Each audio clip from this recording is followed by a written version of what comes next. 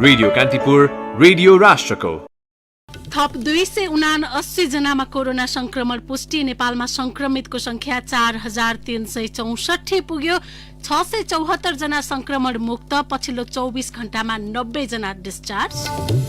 राष्ट्रियताको विषयमा दलहरूबीच असाधारण एकता देखिएको प्रधानमन्त्री ओलीको भनाई। कोरोना भाइरसको संक्रमण नियन्त्रणका लागि सरकारको प्रयास प्रभावकारी ढंगले अघि बढिरहेको दावी। विद्यालय स्तरमा भर्चुअल कक्षा सरकारी रहरमै सीमित हुने आशंका। योजना र पर्याप्त पूर्वाधार बिनाको कक्षा विद्यार्थी र अभिभावकको टाउको दुखाइ बन्न सक्ने। कोरोना कहर नियन्त्रण उन्मुख भएपछि मलेसियामा आगामी सातादेखि शैक्षिक संस्था खुल्ने तयारी। र कोरोना महामारीपछि आईसीसीले गर्यो नियममा परिवर्तन। बलमा थुक लगाउन प्रतिबन्ध। नमस्कार, कान्तिपुर डायरीका साथमा साथी सूरज र म इन्द्रलक्ष्मी। समाचार अब विस्तारमा। मुलुकमा आज थप 279 जनामा कोरोना भाइरसको संक्रमण पुष्टि भएको छ। स्वास्थ्य तथा जनसंख्या मन्त्रालयले आज आयोजना गरेको नियमित पत्रकार सम्मेलनमा प्रवक्ता डाक्टर जागेश्वर गौतमले पछिल्लो 24 घण्टामा थप 279 जनामा संक्रमण पुष्टि भएको जानकारी दिनुभयो। यो सँगै नेपालमा कोरोना संक्रमितको संख्या 4365 पुगेको छ। आज विभिन्न जिल्लामा थपिएका संक्रमित मध्ये 257 जना पुरुष र 22 जना महिला रहेको मन्त्रालयले जनाएको छ। मुलुकका विभिन्न जिल्लामा गरी आइसोलेसनमा बस्नेको संख्या 3675 र क्वारेन्टिनमा बस्नेको संख्या 1,72,266 रहेको मन्त्रालयले जनाएको छ। कोरोना संक्रमणका कारण मुलुकमा हालसम्म 15 जनाको मृत्यु भइसकेको छ। यसैबीच पछिल्लो 24 घण्टामा 90 जना कोरोना संक्रमण मुक्त भएर डिस्चार्ज भएका छन्। संक्रमण मुक्त हुनेमा 88 पुरुष र 2 महिला रहेका छन्। स्वास्थ्य तथा जनसंख्या मन्त्रालयका प्रवक्ता डाक्टर जागेश्वर गौतमले यो सँगै हालसम्म संक्रमण मुक्त हुनेको संख्या 674 पुगेको जानकारी दिनुभयो। उहाँका अनुसार कोशी अस्पतालबाट 6 जना, कोभिड-19 युनिफाइड कमाण्ड बलम्बु अस्पतालबाट 1 जना, कर्णाली स्वास्थ्य विज्ञान प्रतिष्ठान जुम्लाबाट 18 जना, बीपी कोइराला स्वास्थ्य विज्ञान प्रतिष्ठान धरानबाट 1 जना, कोभिड-19 अस्पताल जनकपुरबाट 37 जना, महेन्द्र गेनाई आइसोलेसन सेन्टर सिराहाबाट 20 जना, कोरोना अस्पताल बेलझुण्डी दाङबाट 7 जना डिस्चार्ज भएका हुन्।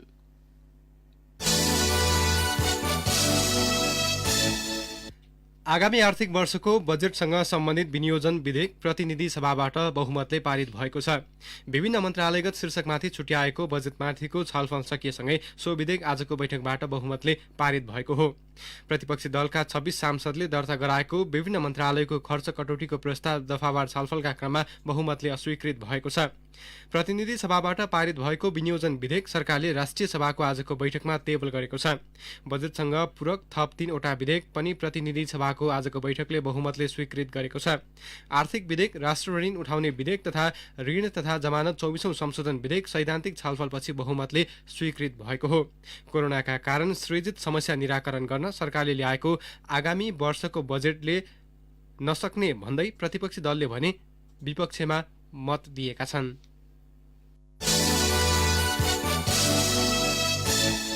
प्रधानमन्त्री केपी शर्मा ओलीले निशान छाप अद्यावधि गर्ने संविधान संशोधनको विषयमा राजनैतिक दलहरूबीच असाधारण राष्ट्रिय एकता देखिएको बताउनु भएको छ। संविधान संशोधन विधेयक सर्वसम्मतिले अगाडि बढाएर सांसदले नेपाली राजनैतिक दलहरू जनताको भावना अनुसार चलेको प्रष्ट भएको प्रधानमन्त्री ओलीको भनाइ छ। विनियोजन विधेयक अन्तर्गत प्रधानमन्त्री तथा मन्त्री परिषदको कार्यालय, योजना आयोगको सचिवालय, राष्ट्रपति एवं उपराष्ट्रपतिको कार्यालयका लागि विनियोजित शीर्षकमाथि सांसदले उठाएका प्रश्नको जवाफ दिने क्रममा उहाँले संसदीय प्रणाली र बहुदलीय व्यवस्थामा राष्ट्रिय एकता विरलै देखा पर्ने भए पनि नेपालका राजनैतिक दलहरूले भने पटक पटक राष्ट्रिय एकताको प्रदर्शन गरेको दावी गर्नुभयो। हाम्रो राष्ट्रियताको सवाल, हाम्रो स्वाधीनताको सवाल, हाम्रो भौगोलिक अखण्डताको सवाल, हाम्रो भूमिको सवाल, हाम्रो भूमि माथिको न्यायोचित हकको सवाल र त्यो हक स्थापित गर्ने हाम्रा प्रयासहरू ती साझा प्रयास हुन् भन्ने कुरा स्पष्ट छ र यसै कुरामा यो हिजोको छलफल प्रस्ताव पारित हुने कुराले यसलाई प्रतिबिम्बित गरेको छ। प्रधानमन्त्री ओलीले कोभिड-19ले निम्त्याएको समस्या समाधान गर्नु सत्तापक्ष र प्रतिपक्ष सबैको साझा विषय भएकोले दलीय स्वार्थभन्दा माथि उठेर मानवीय संवेदनशीलतालाई ध्यानमा राखेर हातेमालो गर्नुपर्ने उल्लेख गर्नुभयो। हामीसँग पूर्व तयारी थिएन। हामीले जब सुरु भयो तब तयारी गर्दै जानु पर्यो र आज हामीसँग केही तयारीको स्थिति राम्रैसँग बन्दै गएको छ। यसमा म आग्रह गर्न चाहन्छु, यो महामारी जस्तो विषय दलीय विषय होइन, यो मानवीय विषय हो। त्यसकारण यसलाई हामीले दलीय हिसाबले होइन, मानवीय हिसाबले, यो सरकारको मात्रै विषय होइन, यो सामाजिक विषय हो। यो सत्ताधारी दलको मात्रै विषय होइन, सत्ता पक्ष प्रतिपक्ष यसले भन्दैन, त्यसले छुट्याउँदैन। त्यसकारण यो साझा विषय हो। हामी त्यसै गरी लडिरहेका छौँ। यस्तै उहाँले कोरोना भाइरस रोकथाम तथा नियन्त्रण गर्न भएको खर्चमा अनियमितता गरेको पाइएमा कारबाही गर्ने बताउनुभयो। केही सांसदहरूले जे कुरामा पनि अनियमितता भएको आरोप लगाउने गरेको भन्दै प्रधानमन्त्री ओलीले असन्तुष्टि जनाउनु भएको थियो। नेपालमा कोरोना संक्रमित भएकाहरूमध्ये 85% भन्दा बढी भारतबाट आएका व्यक्ति रहेको उहाँको भनाइ थियो। सुरुवाती दिनदेखिकै प्रयास सफल भएकाले अन्य मुलुकमा कोरोना भाइरसले विकराल स्थिति निम्त्याउँदा पनि नेपालको अवस्था सामान्य रहेको प्रधानमन्त्री ओलीको दाबी थियो। अब कान्तिपुर सविस्तार। कान्तिपुर सविस्तार। कोरोना कहरका बीच गरिएको बन्दाबन्दीका कारण अध्ययनका लागि विद्यालय जानबाट वञ्चित विद्यार्थी लक्षित गर्दै सरकारले आगामी सोमबारबाट वैकल्पिक शिक्षाको अवधारणा लागू गर्दैछ। रेडियो, टेलिभिजन र अनलाइन लगायत माध्यम प्रयोग गर्दै विद्यार्थीमा सिकाइ उपलब्धि बढाउन भन्दै ल्याएको कार्यक्रम अति नै महत्वाकांक्षी छ। त्यसैले कार्यक्रम तयार पार्न गरिएको मेहनतको तुलनामा विद्यार्थीको सहभागिता न्यून छ। भौतिक दूरी कायम गरी शिक्षा प्रदान गर्ने सरकारी मेहनत अनुसार विद्यार्थीलाई जोड्न नसकिएमा प्रभावित हुने देखिएको छ। विद्यार्थी भाइ बहिनीहरू, आज हामी गीत, कथा, कविता सबै कुरा सुन्नेछौँ। सुनिसकेपछि अरूलाई पनि सुनाउनु होला नि। अन्तिममा हामी सबै जो जहाँ छौँ। काठमाडौँ महानगरपालिकाले बुधबारबाट रेडियो मार्फत सञ्चालन गरेको दूर शिक्षा कार्यक्रममा कक्षा 1 का विद्यार्थीलाई सिकाउँदै शिक्षक निशा बस्नेत महानगरले बिहान 9 देखि साँझ 5:30 बजेसम्म 1 देखि 10 कक्षासम्मका विद्यार्थी लक्षित सो कार्यक्रम सञ्चालनमा ल्याएको हो। त्यसो त बन्दाबन्दीको समयमा रेडियो मार्फत दूर शिक्षा कार्यक्रम सुरु गर्ने काठमाडौँ महानगरपालिका पहिलो भने होइन। विभिन्न 300 वटा गाउँपालिका तथा नगरपालिकाले रेडियो र टेलिभिजनबाट सोही प्रकृतिको कार्यक्रम सञ्चालन गरिरहेका छन्। यस्तो प्रकारको कार्यक्रम दुर्गम क्षेत्रका विद्यार्थीलाई लाभदायक बनेको छ। रुकुम पश्चिमका विद्यार्थी खेमराज डाँगी, अहिले हामीले रेडियोको माध्यमबाट पढिरहेका छौँ। स्कुलमा पढे जस्तो त छैन। हाम्रो ग्रामीण भेग भएका कारणले इन्टरनेट र टेलिभिजनबाट पढ्न सम्भव छैन। तैपनि नहुनु भन्दा ठिकै छ। शिक्षा विज्ञान तथा प्रविधि मन्त्रालयले दूर शिक्षालाई विस्तार गर्ने गरी वैकल्पिक शिक्षा निर्देशिका जारी गरिसकेको छ। आगामी सोमबारबाट लागू हुने सो निर्देशिकाको आवश्यक तयारी सकिएको नगरपालिका संघका अध्यक्ष अशोक बेन्ज बताउँछन्। सबै नागरिकको घरमा एफएम नहुन सक्छ, टिभी नहुन सक्छ, वाइफाई, ल्यापटप, स्मार्ट टेलिफोन नहुन सक्छ। त्यसो भएको हुनाले अहिले चाहिँ गाउँ र नगरपालिकाहरूले विद्यालय व्यवस्थापन समितिको र त्यहाँको हेड सरहरूको मिटिङ बोलाएर अभिभावकहरू मार्फत आफ्ना बच्चाहरूले पढे पढेन हेरेर भन्ने कुराको मोनिटरिङ सिस्टम डेभलप गर्ने भन्ने एउटा कुरा गरेका छौँ। त्यसको धुलिखेल नगरपालिकाले त प्रारम्भ पनि गरिसकेका छौँ। दशैं तिहारको बिदा तथा शैक्षिक सत्रको अन्त्यपछि नियमित अध्ययनबाट फुर्सद पाउने विद्यार्थीहरूसँग 2.5 महिना बढीको बन्दाबन्दीले आक्रान्त हुनु स्वाभाविक हो। शिक्षकसँग अन्तर्क्रिया गर्न नसकिए पनि हालको दूर शिक्षा केही हदसम्म राहत भएको अभिभावक ओम शंकर श्रेष्ठ बताउँछन्। विषय वस्तुसँग सक्षम र राम्ररी पढाउन सक्ने टिचर्सहरूलाई मोबिलाइज गरिनु पर्छ र विद्यार्थीहरूले पनि यसलाई सकारात्मक रूपले र गम्भीर ढङ्गले लिनुपर्छ। ख्यालठट्टाको हिसाबले लिनु हुँदैन। कोरोना भाइरस संक्रमणको जोखिमका बीच स्थानीय तह तथा संघीय सरकारले जसरी मेहनतका साथ दूर शिक्षाका लागि सामग्री तयार पारेका छन्, सोही अनुपातमा विद्यार्थीले पहुँच बढाउन भने नसकेको देखिन्छ। काठमाडौँ महानगरपालिकाले दूर शिक्षामा ललितपुर र भक्तपुर गरी 3वटै जिल्ला समेट्ने लक्ष्य लिए पनि काठमाडौँकै कतिपय स्थानमा रेडियो नटिप्ने हुँदा विद्यार्थी माझ झन्झटिलो भएको कतिपय अभिभावकको गुनासो छ। त्यसो त शिक्षा तथा मानव स्रोत विकास केन्द्रले टेलिभिजन मार्फत कक्षा 9 र 10 का विद्यार्थी लक्षित पढाइ सुरु गरेको छ। सामाजिक सञ्जाल युट्युबमा कक्षा 1 देखि 10 सम्मका पाठ्यक्रमलाई पनि राखिएको छ। तर विद्यार्थीको सहभागिता उल्लेख्य छैन। केन्द्रले सञ्चालन गरेको एनसीईडी भर्चुअलमा गत सोमबार अपलोड भएको कक्षा 5 को गणित विषयको प्रोटेक्टर बारे समेटिएको सामग्रीले यो समाचार तयार पार्दासम्म मात्र 102 भ्यूज पाएको छ। देशभर 35,000 बढी सामुदायिक विद्यालय छन्। त्यसमध्ये औसत 20 जना विद्यार्थीका दरले सामुदायिक विद्यालयमा कक्षा 5 मा अध्ययनरत विद्यार्थीको संख्या 7 लाख हुन आउँछ। यसबाट विद्यार्थीको इन्टरनेटमा पहुँच कति छ भन्ने छर्लङ्ग हुन्छ। तर केन्द्रका महानिर्देशक तुलसी प्रसाद थपलिया यस तथ्यमा विमति राख्छन्। एनसीडी भर्चुअल क्लास भन्नेमा हाम्रो साथीहरूले भन्दै हुनुहुन्थ्यो 48 लाख भ्युअरशिप देखिएको छ भन्नुहुन्थ्यो। त्यो भनेको चाहिँ हरेक पाठको होइन, हरेक विषयको पनि होइन, एकदमै धेरै पढेको भनिएको सायद यो लकडाउनको पिरियडमा चाहिँ नि त्यो भ्युअरशिप यसरी पढेको भन्ने छ होइन। त्यो भन्दा बाहेक अरू हाम्रो पोर्टलमा गएर भिजिट गरेको बारेमा रेकर्ड हेर्न पाइन्छ, त्यो पनि हेर्नुपर्छ। पोर्टलको बारेमा छुट्टै हेर्नुपर्ने हुन्छ होइन। कोरोना संक्रमण नियन्त्रणका लागि गरिएको बन्दाबन्दीबाट प्रभावित बनेका विद्यार्थीलाई दूर शिक्षा मार्फत अध्ययन गराउनु सुखद पाटो हो। तर कक्षा कोठामै पर्याप्त ध्यान नदिने विद्यार्थीका लागि स्वतन्त्रताको झल्को दिने दूर शिक्षाबाट उनीहरूको वृत्ति विकासको सवालमा भने चुनौती थप्ने निश्चित छ। सैद्धान्तिक विषय त सिकाउन सकिएला, तर भौतिक रूपमा विद्यार्थीको उपस्थिति अनिवार्य हुने व्यावहारिक शिक्षा प्रदानमा भने उत्तिकै समस्या छ। रेडियो कान्तिपुरका लागि रुकुमबाट सहकर्मी महेश केसीको सहयोगमा रमेश दुलाल। कान्तिपुर सविस्तार।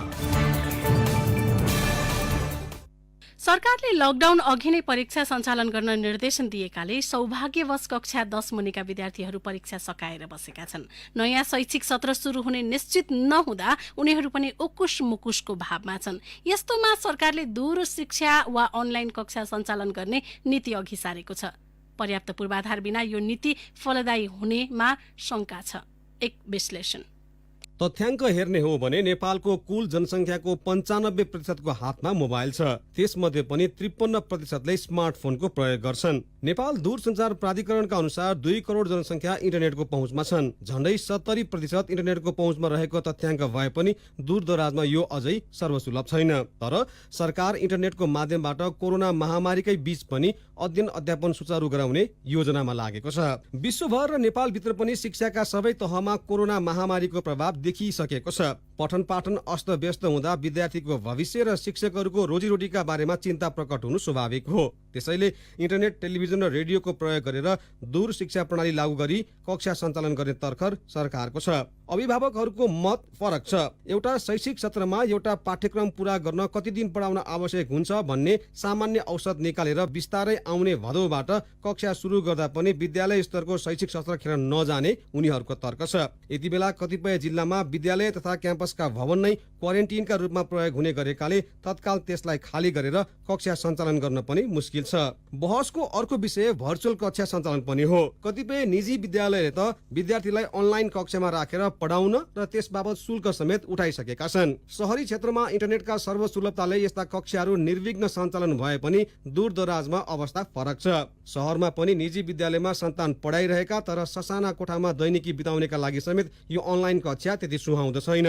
उता आम रूपमा गरिब मध्यमवर्गीय ग्रामीण परिवारमा मोबाइल फोन भए पनि भर्चुअल कक्षाका लागि आफ्ना सन्तानलाई स्मार्टफोनमा घण्टौंको डाटा खर्च गरेर इन्टरनेट सुविधा दिन सम्भव छैन। तथ्याङ्ककै कुरा गर्ने हो भने पनि कर्णाली प्रदेशमा मोबाइल बोक्नेहरू मध्ये जम्मा 39% को हातमा मात्रै स्मार्टफोन छ। यो अन्य प्रदेशको तुलनामा कम हो। 7 मध्ये 3 प्रदेशमा यस्तो संख्या 45% नागेको छैन। यसबाहेक रेडियो र टिभीबाट कक्षा सञ्चालन गर्ने जुक्ति पनि सरकारले ल्याएको छ, जुन कमसे कम तल्लो कक्षाका विद्यार्थीका लागि कक्षा कोठामा दिइने सिकाइ जतिको सम्प्रेषणीय र प्रभावकारी हुनेमा शंका छ। नेपालमा कतिपय स्थान यस्ता पनि छन् जहाँ विद्यार्थी त परै जाउन्, शिक्षकसँग पनि यस्तो सुविधा छैन। एउटा शैक्षिक सत्रको केही महिना ढिलो हुँदैमा विद्यार्थीको सिकाइ नै अपुरो हुने जसरी अहिले निजी विद्यालयहरूले विद्यार्थीमाथि अनलाइन कक्षाका लागि दिने दबावले उनीहरूको सिकाइप्रतिको रुचि मात्र होइन, पढाइबारे नकारात्मकता पनि बढ्न सक्ने तर्फ सबैले ध्यान पुर्याउन जरुरी छ। आवश्यक पूर्वाधारमा राज्यले लगानी नबढाएसम्म उच्च शिक्षाको हकमा उपयोगी भए पनि माध्यमिक तहका लागि भने यो ठाउँ न ठहर भर्चुअल कक्षाको रहर मात्र हुनेछ। कान्तिपुर डायरीमा अब ब्रेकको पालो। अब बाँकी प्रसंग। प्रधानमन्त्री केपी शर्मा ओलीले कोरोना संक्रमण नियन्त्रण र रोकथामका लागि प्रमुख प्रतिपक्षी नेपाली कांग्रेसले दिएको सुझावलाई कार्यान्वयन गरिने प्रतिबद्धता जनाउनु भएको छ। कांग्रेसका तर्फबाट दिएको ध्यानाकर्षण पत्र बुझ्दै प्रधानमन्त्री ओलीले राष्ट्रिय संकटको सामना गर्न सामूहिक प्रतिबद्धताको खाँचो रहेको भन्दै प्रमुख प्रतिपक्षलाई साथ लिएर हिँड्न आफूले चाहेको बताउनुभयो। केन्द्रीय समितिको गत सोमबार बसेको बैठकले निर्णय अनुसार केन्द्रमा प्रधानमन्त्री केपी शर्मा ओली र जिल्लामा प्रमुख जिल्लाधिकारी मार्फत ज्ञापन पत्र बुझाइएको कांग्रेसले जनाएको छ।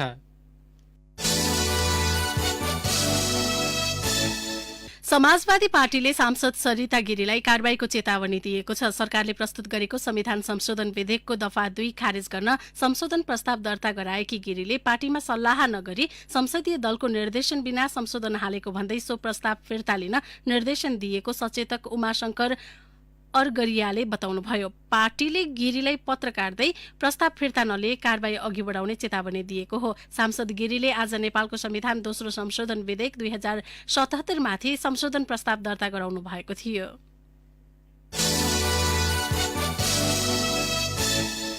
विश्वभर कोरोना भाइरसले महामारीको रूप लिएपछि अहिले स्थलमार्गबाट होस् वा हवाई मार्गबाट स्वदेश फर्कने क्रम जारी छ। उनीहरूलाई क्वारेन्टिनपछि स्थानीय तह हुँदै घरसम्म पुर्याउने भनिएको भए पनि स्वाब लिइसकेपछि परीक्षणको नतिजा आउन समय लागेको छ, जसले गर्दा पर्वतमा भारतबाट आएकाहरू विविध समस्या झेलेर क्वारेन्टिनमै बस्न बाध्य छन्। पर्वतबाट सहकर्मी रामकृष्ण लामिछानेको रिपोर्ट।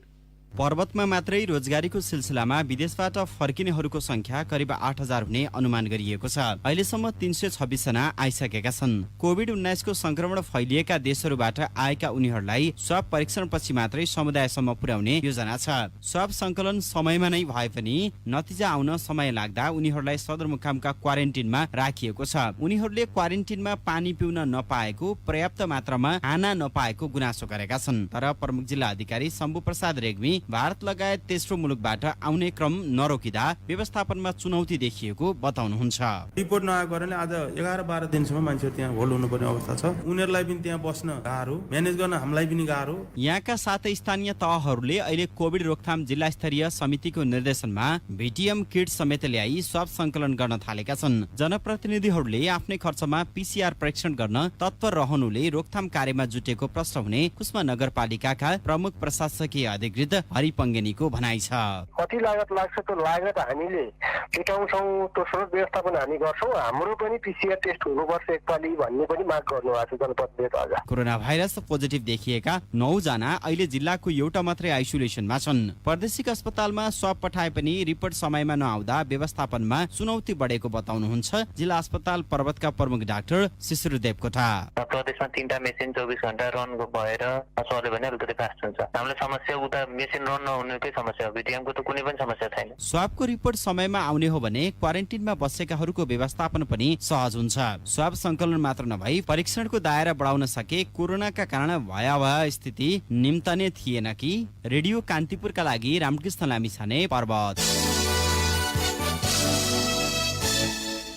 सेनाले मान्यता प्राप्त स्वास्थ्य सामग्री मात्रै चीनबाट आयात गरेको दावी गरेको छ। सेनाले चीनबाट G2G प्रक्रिया मार्फत स्वास्थ्य सामग्री खरिद गरेको विषयलाई लिएर प्रश्न उठेपछि आज विज्ञप्ति जारी गरी मान्यता प्राप्त स्वास्थ्य सामग्री मात्र आयात गरेको जनाएको हो। फिल्डमा खटिने सुरक्षाकर्मी, स्वास्थ्य कर्मी लगायत अन्य व्यक्तिको सुरक्षालाई समेत सर्वोपरि राखी चीन सरकारले चैत्र 28 गतेबाट लागू गरेको नेशनल मेडिकल प्रोडक्ट बमोजिमको मान्यता प्राप्त सामग्रीहरू मात्र आयात गरेको सेनाको भनाइ छ।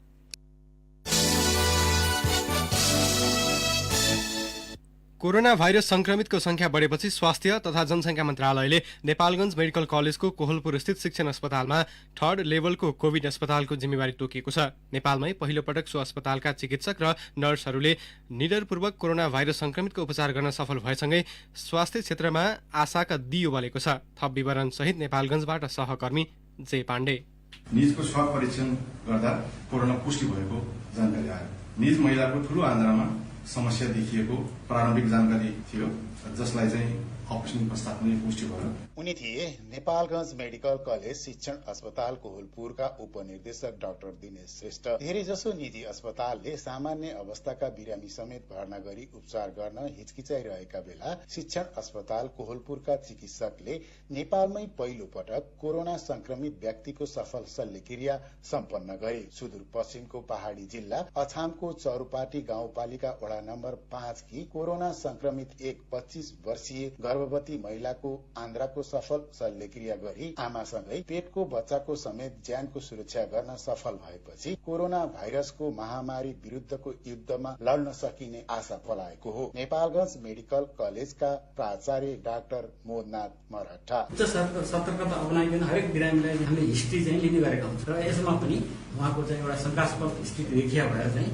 उहाँलाई चाहिँ टेस्टलाई पठाइयो र टेस्ट पठाउँदाखेरि पोजिटिभ आयो र त्यसको आधारमा हामी अगाडि बढी गर्न चाहिँ यो शल्यक्रिया समेत अहिले सफल भइसकेको स्थिति। 550 शैय्याको शिक्षण अस्पतालमा कोभिड बिरामीका लागि 6 वटा बेड छुट्याइएको छ।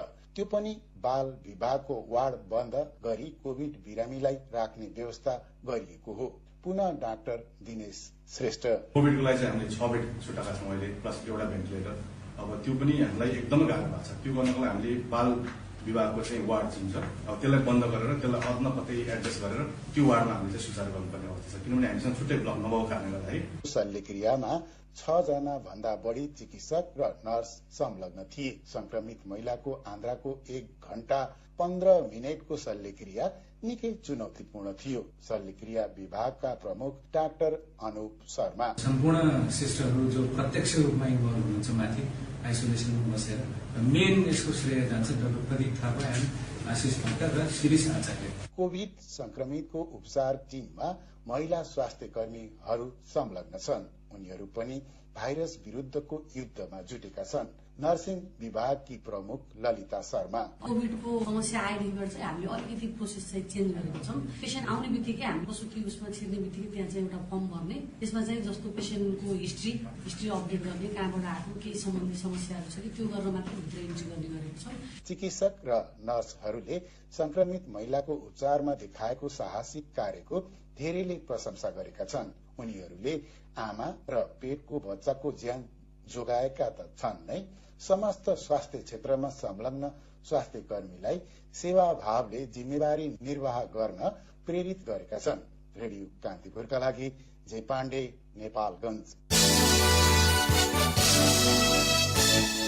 सामूहिक हत्या गरिएका रूपन्देहीको तिलोत्तमा नगरपालिका 10 मैनहवाका 4 परिवारलाई तिलोत्तमा नगरपालिका र फर्म सञ्चालकले राहत दिने भएको छ। स्थानीय राजनीतिक दल, जनप्रतिनिधि, प्रहरी र पीड़ितका पक्षबीच आज भएको छलफलमा नगरपालिकाले प्रति परिवार 25,000 रुपियाँ र गंगादेवी पशु फर्म सञ्चालक कृष्ण बहादुर पुनको तर्फबाट प्रति परिवार 1 लाख रुपियाँ राहत दिने सहमति भएको हो। उहाँका अनुसार नगरपालिकाले तत्कालै र फर्मले 20 दिनभित्र पीड़ित परिवारलाई राहत उपलब्ध गराउनेछन्। कान्तिपुर डायरीमा पुनः ब्रेकको पालो। कान्तिपुर डायरीमा अब आर्थिक प्रसंग। लकडाउनका कारण प्रतिबन्ध लगाइएपछि बहुमूल्य हिमाली जडीबुटी यार्सा गुम्बा पाइने रुकुम पूर्वको हिमाली क्षेत्र सुनसान बनेको छ। यसले स्थानीय तहको आमदानी घटे पनि यार्साको संरक्षणमा भने सहयोग पुग्ने जानकारहरू बताउँछन्। रुकुम पूर्वबाट सहकर्मी महेश केसीको रिपोर्ट।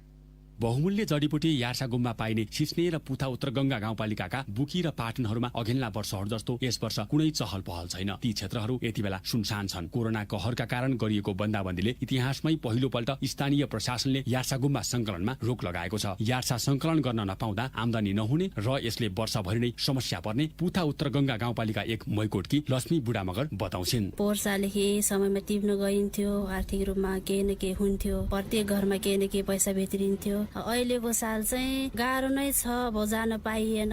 यार्सा संकलनमा प्रतिबन्ध लगाइए पनि सो बीचमा हुन सक्ने चोरी निकासी प्रति पनि स्थानीय प्रशासन सजग देखिएको छ। रुकुम पूर्वका प्रमुख जिल्ला अधिकारी मोहन प्रसाद अर्याल पुथा उत्तरगंगाको वडा नम्बर 1 भूकाम प्रहरी चौकीलाई त्यस्तै परिचालित गरेका छौं र त्यहाँ वडा अध्यक्ष लगायत टोली अहिले सम्बन्धित हातमा गएको छ। अनि त्यसैगरी सिस्ने नगरपालिकाको वडा नम्बर 1 मा पनि त्यहाँको वाङको प्रहरीलाई लगाएर अनुगमन र त्यसको नियन्त्रण गर्ने काम चाहिँ गरिरहेका छौं। गस्ती पनि परिचालन गरेका छौं। यार्सागुम्बा संकलन गर्न नपाएपछि आर्थिक उपार्जनमा घाटा भए पनि वातावरणीय हिसाबले हितकर हुने जानकार बताउँछन्। यो वर्षको प्रतिबन्धले आगामी वर्ष उत्पादन थप बढ्ने डिभिजन वन कार्यालय रुकुम पूर्वका डिभिजनल वन अधिकृत बसिन्द्र राज सुवेदी बताउँछन्। मानिसहरूले त्यहाँ हिँड्दाखेरि विनाश गर्ने कुराहरू भए, त्यसपछि तिनीहरूले मानिसहरूले चाहिँ प्रयोग गरेका सामानहरू डिस्पोज गर्ने कुराहरू भए, त्यसपछि त्यो जुन पुतली हुन्छ हिमालय ब्यासले चाहिँ र त्यसको चाहिँ जुन लार्वाहरूमा जुन स्पोरहरू फङ्गसहरू जो च्याउको मसरुम जो हुन्छ यासाको त्यो चाहिँ बढी मात्रामा स्पोरहरू चाहिँ त्यहाँ छरिन पाए। यसपछि अर्को सालको लागि चाहिँ त्यहाँ चाहिँ मोर प्रोडक्सन हुने इन्भाइरोमेन्ट रहने भयो। यो चाहिँ राम्रो पछि भयो। लकडाउनका कारण यार्सा संकलनमा प्रतिबन्ध लगाइए पनि यो वर्ष हुर्कने यार्सा गुम्बाको संरक्षण कसरी गर्ने भन्नेमा भने कसैको ध्यान जान सकेको छैन। त्यसका लागि सरकार, सरकारवाला र नागरिक स्वयं जागरुक हुन आवश्यक छ।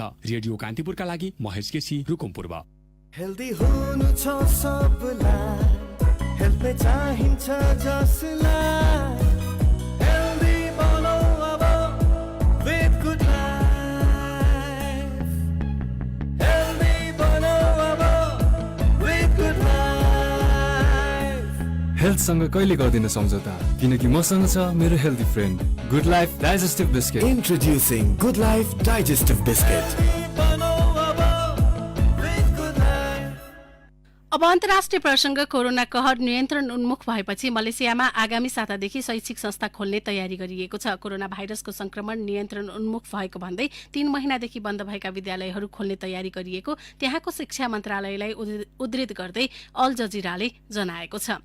यसैबीच विश्वमा कोरोना भाइरस संक्रमितको संख्या 73,50,440 पुगेको छ। 4,14,340 जनाले संक्रमणकै कारण ज्यान गुमाएका छन्।